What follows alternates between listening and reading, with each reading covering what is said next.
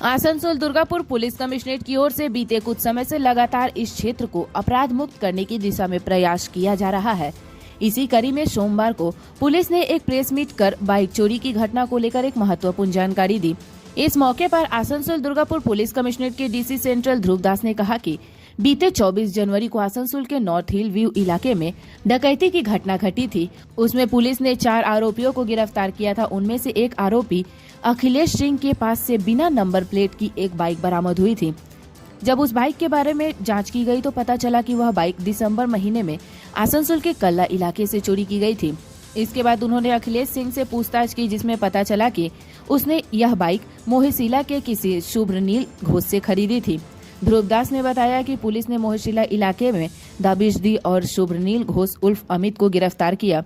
पूछताछ में अमित ने और 5 चोरी की गई बाइक के बारे में बताया। इस तरह से कुछ चोरी की बाइक बरामद की गई। उन्होंने बताया कि पूछताछ में अमित ने यह स्वीकार किया कि वह अकेले ही आसनसोल दुर्गापुर पुलिस कमिश्नरेट क्षेत्र के विभिन्न इलाकों में बाइक चोरी करता था और आज बरामद की गई बाइकों में से एक बाइक कुल्टी थाना से भी चोरी हुई थी। तो 24 তারিখে আসানসোলে নর্থ হিল ভিউ পার্কে একটা অ্যাটেম্প টু ডাকাতির কেস হয়।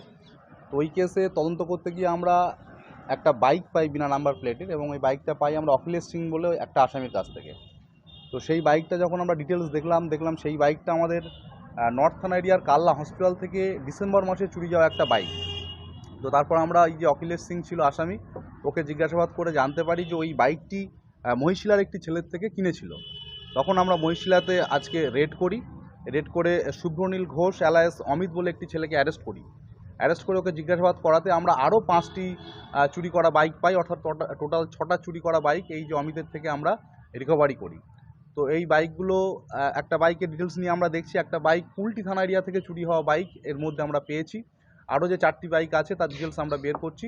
আশা করি সে বাইকগুলো আমাদের মনে হচ্ছে কোনো না কোনো জায়গা থেকে চুরি করা বাইকই আছে। কতজন মানে এদের মধ্যে ইনভলভ আছে না, এখনো পর্যন্ত চুরিতে তো আমরা একটা ছেলেকেই পেয়েছি।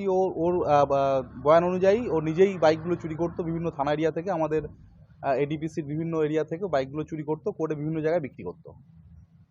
মানে লক ভাঙতো না, মাস্টার কি কিছু ইউজ করতে জানা গেছে? মাস্টার কি ইউজ করতো? মাস্টার কি